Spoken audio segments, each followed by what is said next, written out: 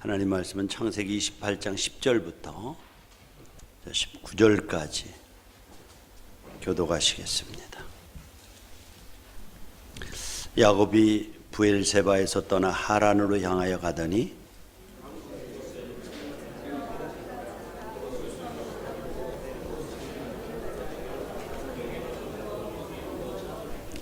꿈에 본즉 사다리가 땅 위에 서 있는데 그 꼭대기가 하늘에 닿았고 또 본즉 하나님의 사자들이 그 위에서 오르락 내리락 하고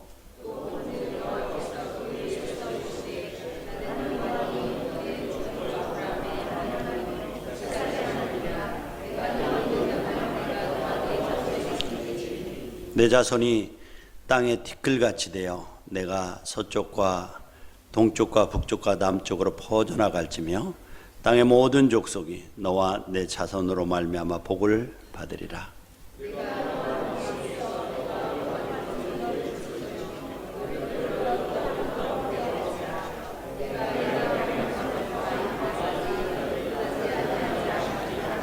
야곱이 잠이 깨어 이르되 여호와께서 과연 여기 계시거늘 내가 알지 못하였도다.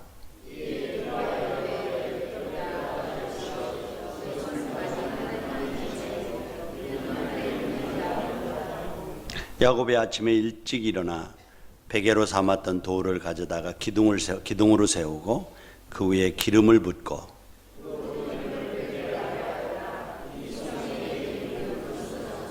아멘. 네, 우리 코로나가 창궐하고 또 이런저런 국가적으로 또 어려운 소식들이 참 많이 들리는 것 같아요. 그렇죠. 남북 대화가 단절되고 또 북한이 또 강직된 모습으로 나오고 그러나 그런 상황 가운데서도 하나님께서 한 주간 동안 여러분의 걸음을 지키시고 여러분의 영혼을 지키시고 여러분의 건강을 지키시기를 축복합니다. 오늘 여러분 교동문 시간에도 말씀을 드렸지만은 창세기 46장 5절에 보면 하나님이 그 성중에 계심에 그 성이 흔들리지 아니하리라 그랬어요. 성중에 그러니까 성을 견고하게 짓고 무기를 좋은 현대식 무기로 잘 무장하고 훈련받아서 성이 흔들리지 않는 것이 아니라 무엇 때문에요? 하나님이 그 성중에 계심에 하나님이 나와 함께 하심에 하나님이 여러분의 가정 속에 함께 하심에 하나님이 우리의 심가족 위에 함께 하심에 그 성이 흔들리지 아니하리라. 마찬가지. 정말 아무리 견고한 집을 짓는다고 해도 여호와께서 지켜주지 아니하면 집 짓는 자의 수고가 헛됩니다. 그래서 정말 우리가 매일매일의 삶이 기적인 것 같아요. 살아계신 하나님을 믿고 의지하고 신뢰하고 살아가는 삶이 대단히 중요한 거예요. 그래서 한 주간 동안 정말 하나님께서 예배의 은혜, 예배의 축복, 예배의 보호를 통해서 여러분의 걸음을 지키시기를 정말 축복합니다. 여러분 지난주에 보면은 야곱이 형 에서를 속여서 장자권을 획득하죠. 그러니까 야곱의 인성을 보면은 아주 대단히 소극적이잖아요. 그리고 인간적인 매력은 없잖아요. 그런데 그를 하나님이 들어 쓰셨어요. 그 계보 속에 하나님의 축복을 흘러가는 이 구속사를 이어가는 통로로 사용하셨어요. 저는 이것을 보면서 결국 우리가 이제 사람의 인성, 그래 조금 못한 사람도 있고 조금 괜찮은 사람도 있는데 그건 도찐개찐이에요. 하나님이 쓰는 분이 누굴까? 하나님이 찾는 사람이 누굴까? 자, 인간성으로 보면 훨씬 더 에서라고 하는 사람이 남자답고 씩씩하고 가슴이 넓고 한 사람이에요. 근데 성격적으로 보면은 인성으로 보면은 어쩌면은 야곱이 형 에서보다도 훨씬 더 뒤떨어지는 현대사회에서 보면 그런 매력 없는 친구예요. 근데 하나님께서 그를 통해서 믿음의 유업, 구속사, 하나님의 구속사를 이어가고 있단 말이에요. 무엇 때문에 그랬을까? 무엇 때문에? 하나님이 찾는 것이 무엇일까? 이런 것들을 좀 묵상해 보았어요. 우리가 신앙생활을 하다 보면요, 정말 성격적으로 그렇게 화합하지 못하고 독불장군이고 여러 가지 분들이 계시더라고요. 근데 그럼에도 불구하고 하나님이 쓰시는 사람이 있어요. 목회자들도 그렇더라고요. 자, 화합하지 못하고 여러 가지 약점이 있음에도 불구하고 쓰시더라고요. 근데 그것의 공통점은 하나님을 향한 거룩한 욕심을 가지고 있는 사람. 거룩한 욕심이에요. 사실 보면은 여러분들 축복권이 무엇기에 그렇게 탐내면서 야곱이 집요하게 형을 속이고 아버지를 속여서 그 장자권을 빼앗아냅니까? 그것은 단지 야곱이 물질적인 욕심, 아버지 재산이 많으니까 아버지의 축복권을 받아도 재산을 내가 차지하겠다고 하는 소위 요즘의 형제의 난, 재벌가의 형제의 난하고는 전혀 다른 개념이었어요. 물질적인 것, 그것 유산이 아니라는 거예요. 야곱이 탐낸 이 장자의 상속권은 재산을 많이 차지하고 장자의 신분을 얻는 것, 그것만이 아니라 이 야곱이 탐냈던 축복권은 하나님께서 할아버지 아브라함과 아버지 이삭을 통해서 약속하신, 그래서 내 후손이 밤하늘의 별처럼 많게 하고 내 후손 중에서 메시아라고 하는 구세주를 탄생시킬 것이라고 하는, 여러분들 이러한 약속, 그래서 내 자손을 통해서 내 가문을 통해서 하나님의 축복이 흘러가게 하고 정통성 있는 가계의 유업을 이어가는 거룩한 축복이 포함되어져 있는 것이 그 당시에 아브라함을 통해서 이삭을 통해서 야곱이 받고 싶어하는 욕심이었어요. 이것은 단지 소유에 대한 욕심만이 아니고요, 하나님의 자녀로서 하나님의 백성으로 살아가기를 소원하는 존재에 대한 욕심이에요. 어떻게 하면 내가 주님의 형상을 닮아갈까? 어떻게 하면 거룩한 하나님의 백성으로 이 땅에 살아갈까? 어떻게 되면 하나님의 뜻을 이루어가며 살아갈까 하는 이 욕심, 존재에 대한 욕심이라고 그랬죠. 지난번에 소유에 대한 욕심보다도 훨씬 더 큰 것, 하나님의 백성으로 하나님의 유업을 이어가는 거룩한 욕심쟁이였습니다. 그런데 이 욕심에는 정말 이 일로 인해서 훨씬 더 큰 고통, 손에 잡히는 거 아무것도 없었어요. 그러나 보이지 않지만은 하나님의 약속, 하나님의 축복을 받고 싶은 거예요. 그래서 이러한 소망들을 가지고 살았던 사람 바울은 로마서 8장 24절에 보니까 우리가 소망으로 구원을 얻었음에 보이는 소망이 소망이 아니니 보는 것을 누가 바라리요. 보이는 것 때문에 그런. 또 고린도서 4장 18절에 보면 보이는 것은 잠깐이요 보이지 않는 것은 영원함이니라. 그 보이는 소망이 아니라는 거예요. 보이지 않는 소망, 하늘의 소망을 사모하기 때문에 내가 하나님의 구속받은 백성으로 믿음의 유업을 이어가기 위해서, 위로부터 오는 하나님의 축복을 대대손손이 받기 위해서 내가 이 장자권을 탐냈다는 거예요. 이것이야말로 거룩한 욕심입니다. 나는 여러분들, 우리의 신가족들이 이러한 거룩한 욕심쟁이들이 되시기를 축원합니다. 단지 적은 물질, 또 나를 모함한다고 하는 자기의 자존심, 이것이 아니고요, 거룩한 욕심. 자, 형의 분노를 피해서 지금 아무런 준비 없이 야곱이 야반도주를 했습니다. 모든 것이 다 산산조각났어요. 아버지와의 상속관계, 어머니와의 사랑의 관계, 형 에서와의 형제, 모든 것 단절되고 홀로 지금 쫓겨났잖아요. 하란 땅이 한 600-700km 되니까 여기서 부산에 왔다 갔다 하는 왕복거리 될 거예요. 외삼촌 집에 지금 가는 거예요. 정처 없이 지금 걷고 있는 거예요. 떠들이실 대로 전락한 거예요.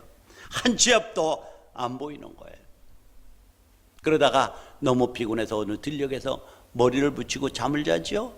붙이니까 즉시 잠이 오겠죠. 즉시 꿈을 꾸는데 놀라운 것은 자기가 누워있는 그곳에서부터 하늘까지 닿은 사다리가 있는 거예요.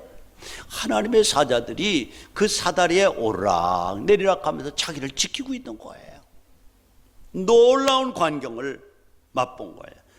외로움과 고독과 패배자로서 정말 앞이 안 보이는, 한 치 앞도 안 보이는 이 고독한 상황에 찾아주시는. 그리고 하나님께서 말씀하는, 야곱아 너 외롭구나, 너 힘들구나. 그러나 놀라지 말고 두려워하지 말라.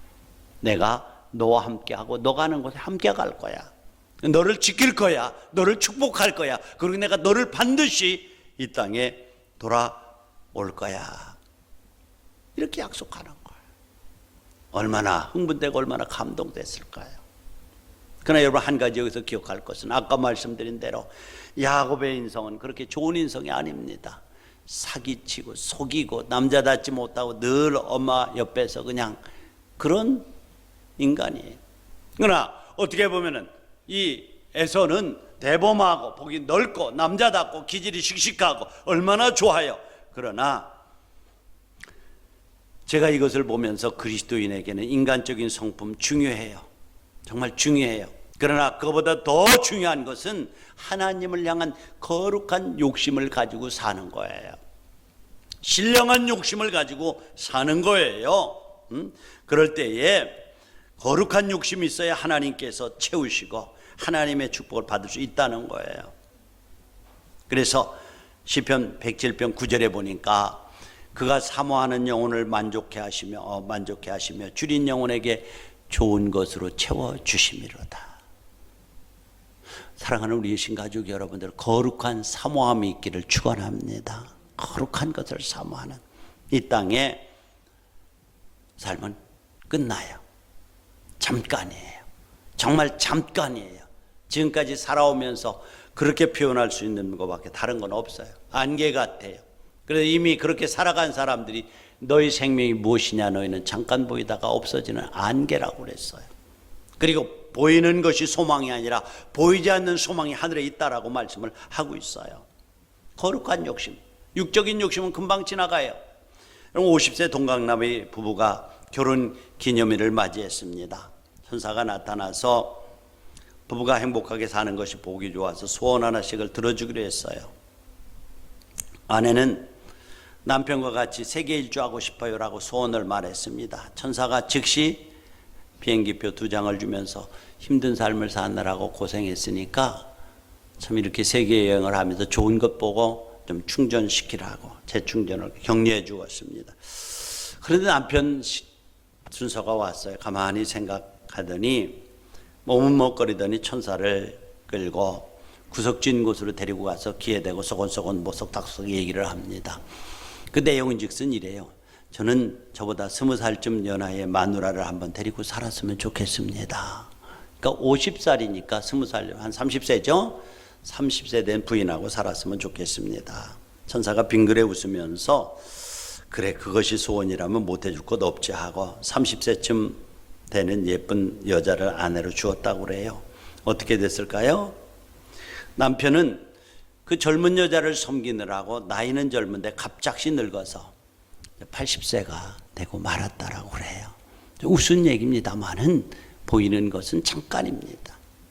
육신적인 소욕 잠깐입니다. 오래가지 못합니다. 누리지 못합니다. 그저 그렇게 보일 뿐이고 안목의 정욕을, 그리고 육신의 정욕을 발동시킬 뿐입니다. 그러나 성경은 세속적인 욕심이 아니라 거룩한 욕심을 가지라고 말씀합니다. 야곱은 인격적인 결함이 있었음에도 불구하고 거룩한 욕심을 가지고 살았다. 그리고 하나님은 결국 야곱의 편이 되셨다니까요. 그러니까 인격 이전에 하나님이 찾는 것은 거룩한 욕심을 가지고 사는 거예요. 그래서 잠언 22장 1절에 보니까 우리에게 주시는 말씀이 뭐예요? 많은 재물보다 명예를 택할 것이요 은이나 금보다 은총을 더욱 택할 것이니라. 많은 금보다, 금이나 많은 재물보다 명예를 택할 것이요 은이나 금보다 은총을 더욱 택할 것이니라. 재물이 뭐죠? 소유입니다. 소유 복이에요. 많이 가지는 복이에요. 있어야 돼요. 그러나 이거보다 더 택할 것은 명예예요. 명예가 뭐죠?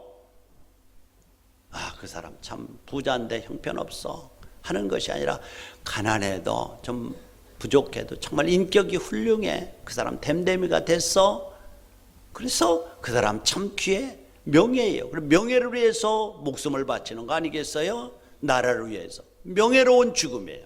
명예. 많은 사람들로부터 인정과 칭찬을 받는 건 명예죠. 소중합니다. 성경의 가치가 그래요. 그런데 많은 은금보다 더 택할 것은 은총을 택하라. 은총이 뭐죠? 하나님으로부터 인정받는 거예요. 하나님으로부터 인정받는 거예요. 거룩한 욕심을 가지고 있는 야곱은 세상에서 보면 남자답지 못하고 좀 소심하고 여러 가지 인간적인 매력이 없음에도 불구하고 거룩한 것을 사모하는 욕심이 있을 때에 하나님의 은총을 받았다는 거예요. 우리의 삶이 이래야 되지 않을까요? 은총을 택할 것이라. 거룩한 욕심은 하나님의 인정과 사랑을 받고 믿음의 유업을 이어가고 싶은 욕심이 거룩한 욕심입니다. 거룩한 욕심은 안개와 같은 이 땅의 삶도 소중하지만은 영원한 천국의 삶을 사모하면서 살아가는 겁니다. 그리고 주님과 함께 동행하다가 하나님 나라를 유업으로 받고 싶은 욕심입니다. 거룩한 욕심이죠. 이 거룩한 욕심이 진정한 행복자를 만듭니다. 예수님도 이 땅에 사시면서 거룩한 욕심을 가지고 사셨어요. 내 욕심을 이루기 위해서 온 것이 아니라 나를 보내신 아버지의 뜻을 이루기 위해서 오셨다라고 하면서 어떻게 하면 하나님 품을 떠난 사람들에게 복음을 전해서 영혼을 구할까? 어떻게 하면 소외되고 낮은 자들을 사랑하고 섬길까? 그것이 그래서 끝내는 그 섬김이 어디까지 갑니까? 십자가에 못 박혀 죽는 자리까지 가서 만민을 위해서 자기 몸을 대속물로 주시기까지 가신 거예요. 사사로운 욕심을 채우기 위해서 살지 않고 이 땅에 보내신 아버지의 뜻을 이루기를 원하는 소원을 가지고 살았습니다. 그래서 이 거룩한 욕심을 가지고 살았던 아굴이라는 사람이 이렇게 기도해요. 뭐라고요? 잠언 30장 7절 9절에 보면 내가 두 가지 일을 주께 구하였사오니 내가 죽기 전에 내게 거절하지 마옵소서. 또 곧 헛된 것과 거짓말을 내게서 멀리하옵시며. 그렇죠? 헛된 것과 거짓말을 내게서 멀리하옵시며 나를 가난하게도 마옵시고 부하게도 마옵시고 오직 필요한 양식으로 나를 먹여주시옵소서. 여기 두 가지요. 헛된 것과 거짓말을 좀 멀리해 주시고요. 나로 하여금 부하게도 마시고 가난하게도 마시옵소서. 왜냐하면 혹 내가 너무 부해서 많이 먹고 배불러서 하나님을 모른다 할까 두렵고요. 또 너무 가난해서 남의 것을 도적질하다가 사람들로 하여금 하나님의 이름을 욕보일까 두려우니까요. 가난하게도 마시고 부하게도 마시고 일용할 양식으로 나를 채워주시고 내 입술에서 거짓말과 헛된 것을 멀리하게 하여 주시옵소서. 이것이 뭡니까? 거룩한 욕심입니다. 하나님의 자녀답게 살기 위해서, 하나님의 뜻을 이루며 살기 위해서. 그래서 나를 통해 하나님의 영광이 드러나게 하기 위한 삶, 이것이 거룩한 욕심이에요. 그러니까 야곱이 형 에서의 장자권을 그렇게도 탐내며 팥죽 한 그릇도 사고 또 뭐 이렇게 저렇게 하면 속여서까지 그 장자권을 가로챈 이유는 아버지가 가지고 있는 재산이 아니라 아버지와 아브라함과 할아버지와 아버지를 통해서 그러는 하나님의 영적인 축복, 보이지 않는 축복, 이 축복에 대한 욕심이 있었던 거예요. 이거 거룩한 욕심입니다. 거룩한. 그런데 거룩한 욕심을 가지고 살면요, 하나님께서 뭐예요? 우리의 영혼을 먼저 채우시고 우리의 필요를 채우시는 분입니다. 그래도 성경은 너희는 먼저 그의 나라와 그의 의를 구하라. 그리하면 이 모든 것을 너에게 더하시라. 나라와 의를 구하는 거, 이게 거룩한 욕심이에요. 그리하면 이 모든 것을 하나님이 채우신대. 세계의 역사는 바로 그것입니다. 거룩한 욕심 가지고 가서 나라를 세운 미국, 유럽들이 그러한 나라들입니다. 지금은 많이 퇴색되고 있지만 영혼이 잘 되면 범사를 축복하셔. 이것이 축복의 원리예요. 자, 열왕기상에 보면은 이제 일천번제를 드리죠. 솔로몬이, 하나님께서 솔로몬에게 나타나서 내가 무엇 해주기를 원하느냐. 부를 원하리에 부를 해줄까? 왕권의 견고함을 해줄까? 아니면 수 오래 사는 것을 줄까? 무엇이든지 구해라. 그랬더니 솔로몬이 뭐예요? 하나님께서 나를 이 왕으로 세워주셨는데 나는 어린아이라 걷지를 못합니다.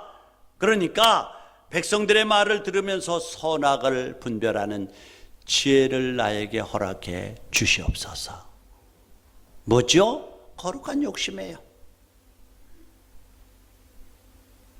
자기의 권세를 견고하게 해달라든지 많은 재물을 달라든지 오래 건강하게 살라든지 얼마든지 소유에 대한 간구를 할 수 있었음에도 불구하고 그는 거룩한 하나님 맡기신 것이요, 왕으로 세워주신 분도 주님이시고 왕이 맡기신 백성들을 하나님의 말씀에 합당하게 통치를 해야 되는데 내게 지혜가 없고 어린아이에서 걸을 줄 모릅니다. 듣는 마음을 나에게 허락해 주셔서 선악을 분별하는 마음을 주시옵소서. 이것이 하나님의 마음에 합해서 하나님께서 뭐라고 해요? 내가 구하지 아니한 부귀와 영광을 내게 주노니 내 평생의 왕들 중에 너 같을 자가 없으리라. 우선순위예요. 거룩한 욕망을 가지고 구했더니 부귀와 수도 목숨도 오래 사는 것도 주셨다는 거예요. 또 열왕기하 2장 9절에 보면 엘리야가 이제 수명이 다해서 하나님의 불리움 받을 시간이 있어요. 자기를 따라다니던 엘리사에게 야, 내가 곧 떠날 날이 다가왔는데 내가 너에게 뭐 해주기를 원하느냐. 그랬더니 엘리사가 2장 9절에 보면은 이렇게 말해. 엘리사가 이르되 당신의 성령이 하시는 역사가 갑절이나 내게 있게 하소서. 내가 당신을 따라다 보니까 바알 선지자 450명하고 싸워서 이깁디다. 영적으로 하늘에서 불이 내려옵디다. 옷을 갈라서 치니까 그러니까 뭐예요? 바다가 갈라집디다. 당신의 힘이 아니고 하나님이 당신과 함께 하심일진데 성령의 역사가 갑절이나 내게 있게 해달라고 거룩한 욕심쟁이 거룩한 욕망을 아뢰입니다. 엘리야가 참 어려운 것을 내게 구했구나 이렇게 말을 하죠. 그리고 결국 엘리사는 큰 능력자가 되는 것을 보게 합니다. 여러분들, 조용히 평탄하게 살던 사람 야곱이 지금 쫓기는 신세가 되어서 사방으로 우겨싸움을 당하고 사방에 벽으로 갇혀있고 뚫고 나갈 길이 모두 막막합니다. 그러나 그럼에도 불구하고 거룩한 욕심, 내가 하나님의 축복의 유업을 이어가는 통로가 되고 싶다고 하는 욕심이 있어. 여러분, 우리 인생길에도 어느 날 이런 고통이 찾아오는 때가 있을 겁니다. 멀쩡하던 직장, 잘 나가던 사업을 이제 사업이 어렵게 되고 돌주에 대출당하고 명퇴당하고 황량한 들판에 홀로 서 있는 이 두려움과 외로움을 느끼는 시간이 있을 겁니다. 아마 야곱이 그런 심정 아니겠어요? 자, 그런데요, 놀라운 것은 이렇게 절박한 상황에서 하나님의 사닥다리를 보는 거예요. 혼자 있는 줄 알았어요. 그런데 사닥다리가 오르락 내려 천사들이 자기를 지키는 거예요. 하나님이 나타나서 말씀하시는 거예요. 사방이 막혀있는 야곱에게 찾아오셔서 말씀하시는 거예요. 이 황량하고 거친 들판에서 이 광경을 본 거죠. 그러면서 하나님께서 뭐라고 해요? 창세기 오늘 본문 13장에서 16절까지 보면 여호와께서 그 위에 서서 이르시되 나는 여호와니 내 조부 아브라함의 하나님이요 이삭의 하나님이라. 내가 누워있는 땅을 내가 너와 내 자손에게 주리니 내 자손이 땅에 티끌같이 되어서 내가 동쪽과 서쪽과 동쪽 북쪽과 남쪽으로 퍼지는 자손의 번성을 말했죠. 땅의 모든 족속이 너로 말미암아 복을 받는 축복의 통로가 됐죠. 내가 너와 함께 하겠다고 말씀하고 어디 가든지 너를 지키며 너를 이끌어 이 땅으로 돌아갈 것이라. 이 말씀이 오늘 예배드리는 여러분들에게 주시는 쉐마의 말씀이 되기를 축원합니다. 레마의 말씀이 돼. 내가 너와 함께해서 어디로 가든지 너를 지키며 너를 이끌어 이 땅으로 돌아오게 할 것이다. 여러분, 우리가 하나님과 함께 동행한다는 게 뭐죠? 말씀을 붙잡고 주장하는 거예요. 여기 성경 말씀 보니까 내가 너와 함께 있어. 한 주간 동안도 하나님이 여러분들과 함께 하실 줄로 믿습니다. 시편 46편에 있는 말씀처럼 5절에 있는 말씀처럼 하나님이 그 성중에 계심에 그 성이 요동치 않는다고, 하나님이 나와 함께 하심에, 하나님이 내 걸음을 지키심에, 하나님이 내 가정을 지키심에 우한 코로나가 너를 침범하지 못할 것이다. 약속의 말씀을 붙잡고 주장하는 것이 하나님과 동행하는 거예요, 여러분들. 너무 두려워하지 않는 거예요. 우리가 늘 말씀드리는데 의학적인 어떤 지침들, 거리두기, 마스크 뭐 이런 거 다 지켜야 돼요, 소독하는. 그러나 그 나머지는 하나님 앞에 맡기세요.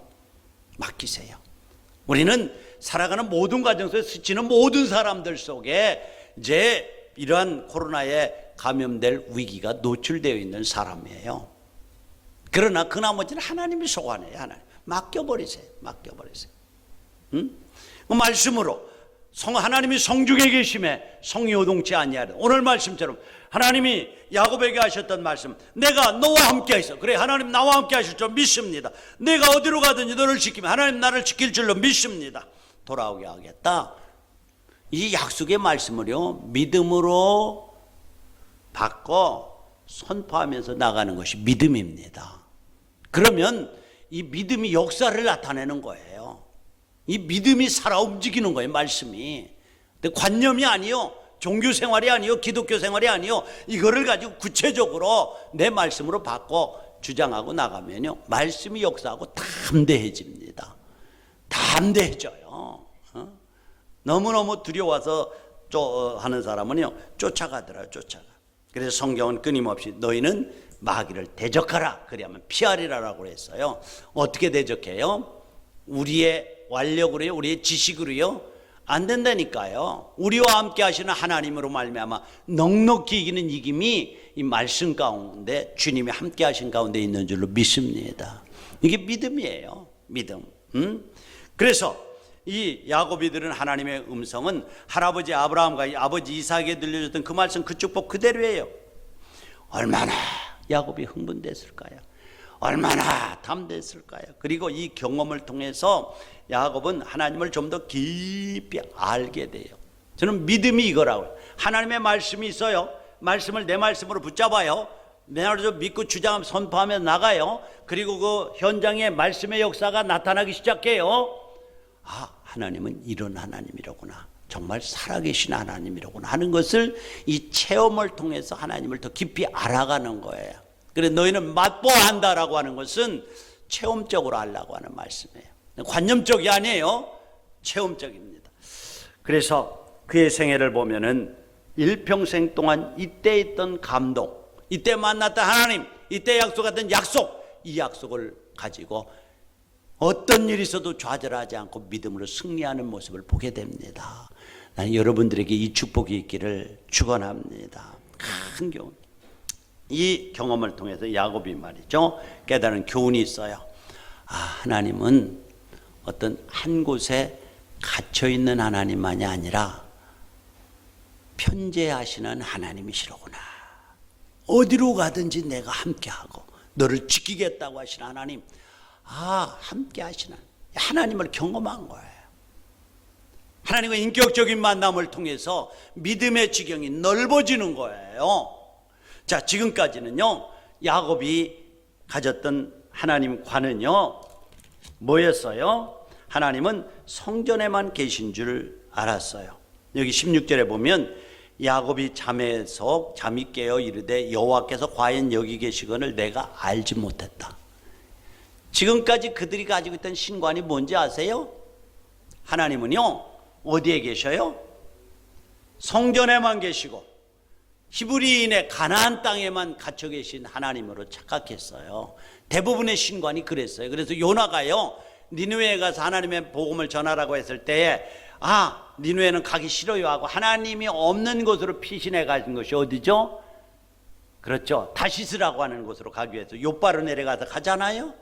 그곳에 가면 이방 지역이니까 하나님이 없는 거예요. 그들의 신과는 그렇게 전반적으로 생각했단 말이죠. 그러니까 야곱도 이 일을 경험하기 전까지는 하나님은 성전에만, 예루살렘 성전에만 계시고 하나님은 약속의 땅 가나안에만 머물러 계시는 하나님이신 줄 알았단 말이죠. 근데 하란 땅을 향해서 가다가 어느 지경 광야에서 잠들었는데 거기까지 찾아오신 하나님이세요. 그리고 하나님이 나는 그곳에만 계신 줄 알았더니 여기도 계시네. 그리고 하나님이 말씀하시기를 내가 어디로 가든지 너와 함께하고 너를 지키고 보호할 것이라고 약속하시네요. 얼마나 담대했을까요? 이 경험을 통해서 하나님은 안 계신 곳이 없구나, 어디에나 계시구나, 이 하나님을 경험하게 되는 거예요. 믿음의 지경이 넓어지는 거예요. 그래서 야곱은 이때부터 어디 가든지 하나님의 임재를 인정하고 경험하면서 살았어요. 이 진리를 깨달은 시편 기자는 하나님의 편지를 이렇게 노래하죠. 시편 139편 7절에 보니까 내가 주의 영을 떠나 어디로 가며 주의 앞에서 어디로 피하리까. 내가 하늘에 올라갈지라도 거기 계시며 음부에 내 자리를 펼지라도 거기 계시니다. 내가 새벽 날개를 치며 바다 끝에 가서 거주할지라도 거기서 주의 손이 나를 인도하시며 주의 오른손이 나를 붙드시리로다. 할렐루야.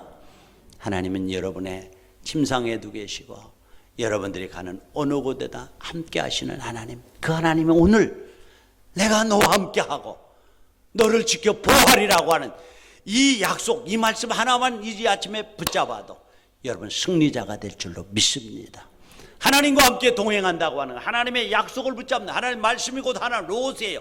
이 말씀을 그대로 인정하고 붙잡고 주장하면서 살아갈 때에 능력이 나타나는 거예요. 능력이. 이게 바로 믿음 생활인 거예요. 그냥 하나의 이데올로기, 이념이 아니에요. 철학이 아니에요. 실제적인 삶이라니까요. 그러니까 오늘부터 하나님이 성중에 거하 그 성에 거하심에 성이 요동치 아니하리라고 하는 이 말씀 묵상하세요. 하나님이 우리 가정에 계시며 하나님이 나와 함께 하시며 하나님이 우리 공장에 함께 하시며 성이 요동치 아니하리라고 하는 이 말씀 그대로 붙잡으세요. 주장하세요. 그럼 기적이 나타난다니까요. 이게 믿음이에요. 믿음. 종교 생활이나 교회 생활이 아니라니까요. 여러분들 야곱이 만난 하나님, 그 하나님이 여러분의 힘든 삶의 현장에도 만나는 축복이 있기를 기도합니다. 이것이 있어야 돼요. 내가 어디로 가든지 함께하리라. 이렇게 말. 여러분들 이 말씀 붙잡으면 힘이 생겨요. 여러분들 그 영국의 한 장군이 당시에는 영국이 대영 장군은 해질 날이 없다고 그랬잖아요. 인도까지 다 점령 속국이었어요. 그래서 한 장군이 총독으로 부임을 받아 영국 인도 총독으로 부임을 받아서 자녀들과 부인과 함께 인도양을 배 타고 건너게 되는데 큰 풍랑을 만나요. 그러니까 얼마나 거의 죽을 지경에 이르니까 뭐 사람들이 겁에 질려서 아비규환입니다. 그런데도 이 총독으로 부임하는 장군은 자기 아내와 자녀들을 위로하고 그 위에 있는 사람들에게 여러분 염려하지 마십시오. 이 배는 안전합니다. 격려하면서 이 변화무쌍한 두려움을 극복하고 있었어요. 그런데 놀랍게도 조금 지나니까 풍랑이 잠잠한 거예요. 이제 인도 항구에 거의 도달할 쯤에 아내가 그 총독으로 가는 장군에게 묻습니다. 여보, 나는 당신의 용맹을 잘 아는데 적군을 만나도 적군 앞에서 한 번도 두려움을 나타낸 적이 없는 것을 잘 알아요. 그런데 어떻게 이 풍랑이라고 하는 재앙 앞에서 그렇게 늠름하고 당당할 수가 있죠? 하고 이렇게 물었어요. 그랬더니 그 장군이 갑작스럽게 옆에 차고 있는 칼을 쫙 뽑아서 들면서 여보 이거 무섭지 않소? 이렇게 물으니까 아내가 그래요. 그 칼이 강도의 손이나 도적의 손에 있으면 내가 무섭지만 사랑하는 당신의 손에 잡혀 있으니까 전혀 무섭지 않고요. 그 칼이 나를 지켜주는 것으로 알아요. 바로 그것이요. 이 풍랑을 손에 쥐고 계신 분이 하나님이시오. 그 하나님이 우리와 함께 하시니 내가 왜 두려워하겠어. 할렐루야. 이런 고백. 하나님이 함께 하시면, 만일 하나님이 우리를 위해 하시면 누가 우리, 어저께도 문자로 보내드린 것이 뭐예요. 만일 하나님이 우리를 위해 하시면 누가 우리를 대적하리요. 여러분들 하나님은 가나안 땅에만 계신 분이 아니라 여러분의 삶의 풍파의 현장 속에 고요함 속에만 계신 분이 아니라 하나님은 모든 상황 가운데 황량한 들판에도 무섭게 몰아치는 풍랑에 있는 갈릴리에도 함께 하시는 분임을 믿으시기 바랍니다. 그 하나님이 내가 너와 함께 하겠다. 그리고 내가 어디로 가든지 너를 지키겠다. 이 약속이에요. 그런데 아까 말씀드린 대로 누구에게요? 인간적으로 보면 좀 모자라고 모간하고 이기적이고 인기가 없는 야곱이지만은 그러나 그에게는 거룩한 욕심이 있었어요.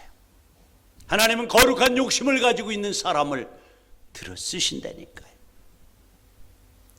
바로 이것이 오늘의 메시지예요.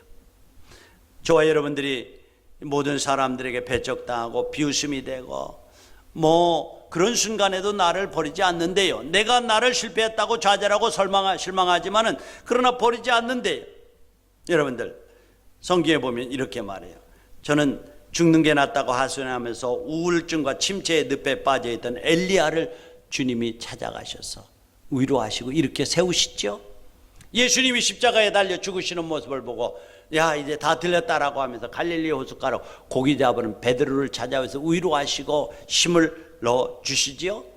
함께 하시는 하나님. 그래서 이 하나님이 뭐라고 말씀하냐면 이사야 49편 15절에 보니까 여인이 어찌 그 젖 먹는 자식을 잊겠으며 자기 태에서 난 아들을 긍휼히 여기지 않겠느냐. 혹 그들은 혹시 잊을지라도 나는 너를 잊지 아니하리라. 여인이 젖 먹는 어린아이 잊지 않겠지만 혹시 잊는다고 그러자. 그들이 잊는다고 해도 결코 나는 너를 잊지 않겠다. 이것이 하나님이 저와 여러분들에게 오늘 주시는 약속임을 믿으시기 바랍니다. 믿음은 약속을 붙잡는 거예요. 눈에 보이고 손에 붙잡히지 않지만 그 약속을 붙잡고 주장하는 거예요.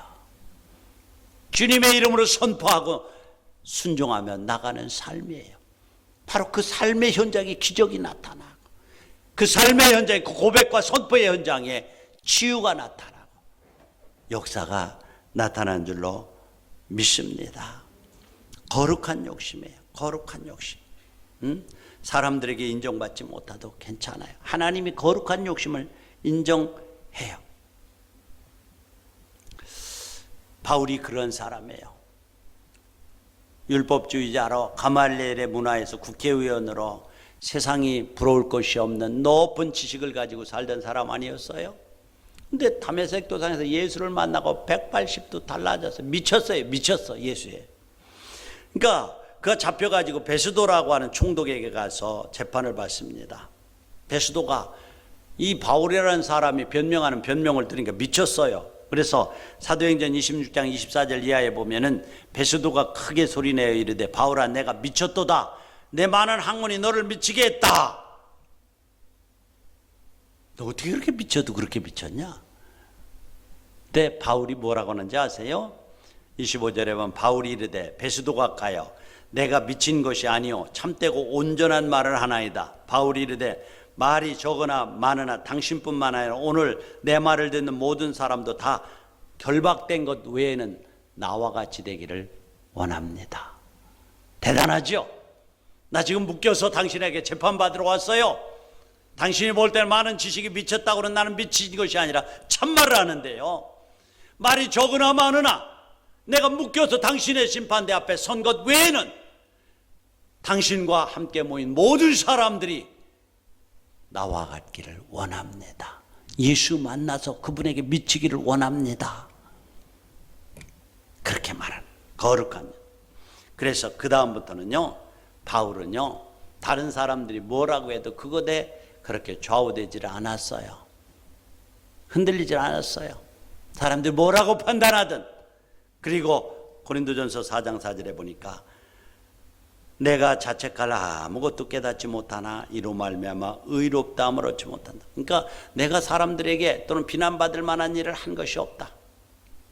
그러나 내가 아무리 착각해서라도 하나님 앞에서 이것이 의로 인정되지는 못한다. 그렇죠? 의로 인정되지 못. 나를 판단하신 일은 하나님이시니라. 이것을 붙잡으세요, 여러분들. 나를 판단하시리가 누구라고요? 하나님이세요. 그러니까 이것 붙잡지 않으면 목회도 못해요. 흔들흔들해요. 수없이 들리는 얘기들이 많아요. 그러면 그것들에 의해서 저분이 나를 이렇게 생각하거나 이런 것이구나 뭐거나 그것 때문에 왕자왕. 그러나 정말 누가 뭐라고 해도 나를 판단하시는 하나님이시다.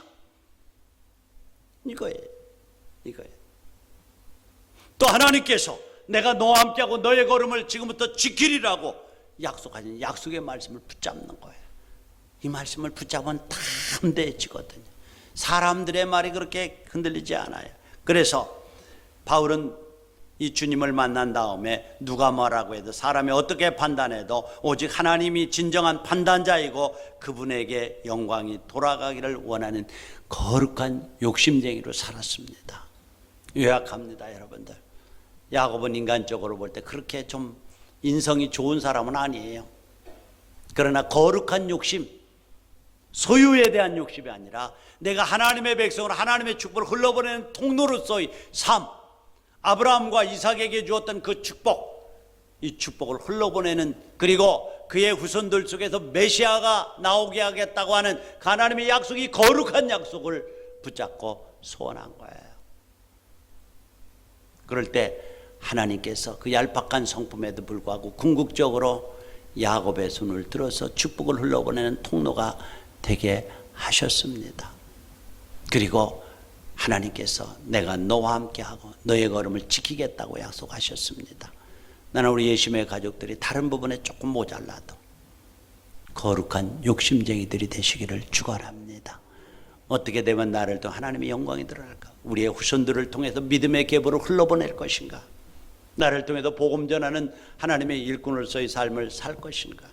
나를 통해서 아까 아굴처럼 가난하게도 마시고 부하게도 말라고 하는, 혹시 가난해서 도적질함으로 하나님의 이름에 먹칠할까 보고 부해서 하나님을 부정할까 보니까 하나님의 영광만이 나를 통해 드러나게 해주시라고, 그래서 그러한 거룩한 기도를 드렸던 것처럼 거룩한 욕심을 가지고 그 욕심으로 살아갈 때 하나님이 영혼이 잘 되는 축복을 먼저 하시고 영혼이 잘된 같이 범사를 채우시고 강건하게 하시는 놀라운 축복이 여러분들 속에 흘러가게 할 줄로 믿습니다.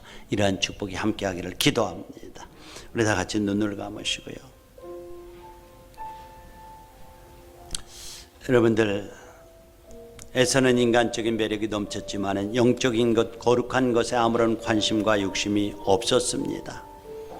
단지 눈에 보이는 것, 육적인 욕구를 충족시켜주는 것, 땅에 더 큰 가치를